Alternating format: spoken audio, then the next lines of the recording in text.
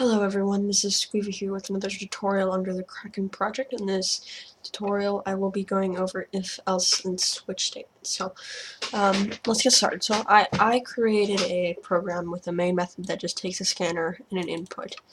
And now all we're going to do is we're going to see what that equals. So basically you can check to see what your int equals by saying if input is equal to, say, 1, for example. So this is going to say if this basically just says, alright, if input is equal to 1, then you're going to complete what's in here. So we're just going to sys out input. Now we can have another if statement, 2. If we say 2,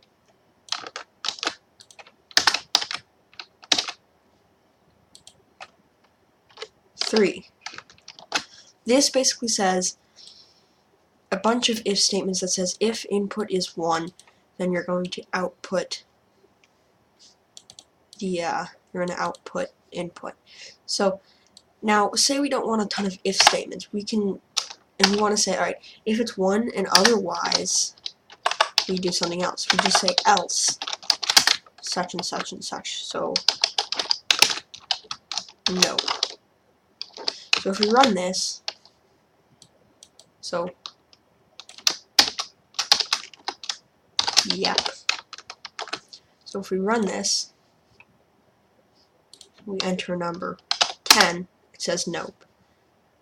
So that's basically how an if and an else statement works. Now say we want to say, alright, if something is that, we want to say if something else, if input is something else, but we don't want to create a new if statement, we just say else if input is not equal to 1, for example.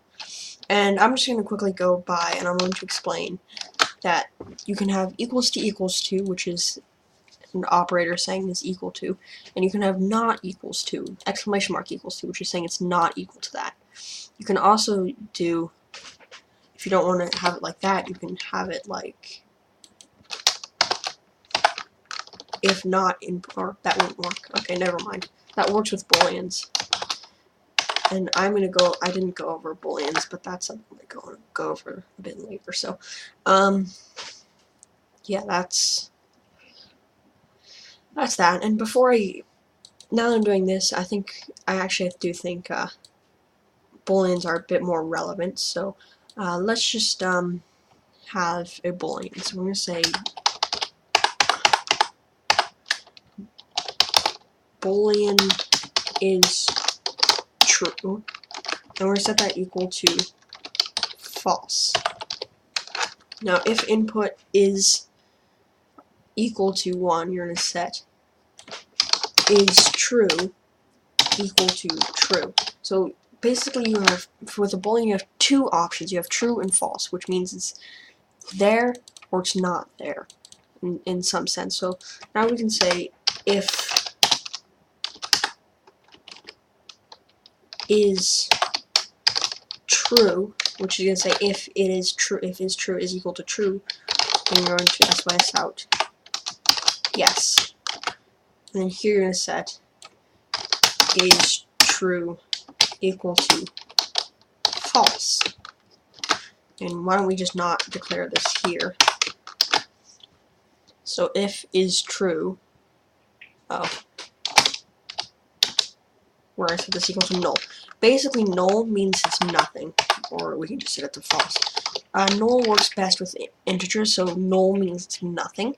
So we can also say if that's equal to null, which means that it's equal to nothing, which wouldn't work, but I just wanted to get the idea of null in your head. So basically, you can say this, if this is true, otherwise, you can say otherwise, exclamation mark is true, which you can say it's false. Then you're going to sys out no. So we can enter number 10, and it says no because it set it to true. Now, the last thing I'm going to get to is switch statements. So we can get rid of all of this, and we can say switch, and there's nothing you'll really ever use switch statements for other than loading screens in 2D graphics, and let's say you wanted a dice program and things like that. But anyways, we can say switch input, which is going to say, okay, you're going to look for input, you're going to see what input is, and if input case is 1, then you're going to SYS out something, just random integers, and then break, which is going to say we're going to stop running that program. So we're going to stop. So we're going to stop there, so it doesn't go on to the other cases. Now suppose this was a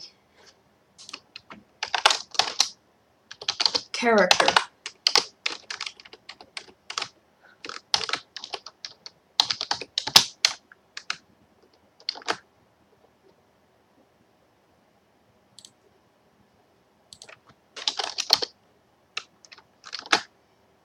Okay, I don't know. Get rid of the scanner. I want to say character ch is equal to a. Now, something I didn't go over is what a character is. A character is basically a single character, or I think I did go over what a character is, but instead of having 2 quotation marks, you're just going to have the single quotations for a character. Now, say we wanted to switch CH, and we're going to put in here A. And if case B, now as far as I know, you cannot switch, the strings, but that's as far as I know, so who knows. The world of code is infinite. So we have that, and if we run that, we get this, because character A was equal to that. So that's basically how switch, if, and else statements work. So thanks everyone for watching. I hope you enjoyed this tutorial. If you did, please check out www.andyphillips.org and go to Java and lesson, I believe this is 05. So thank you all for watching, and I hope to see you again in the next lesson.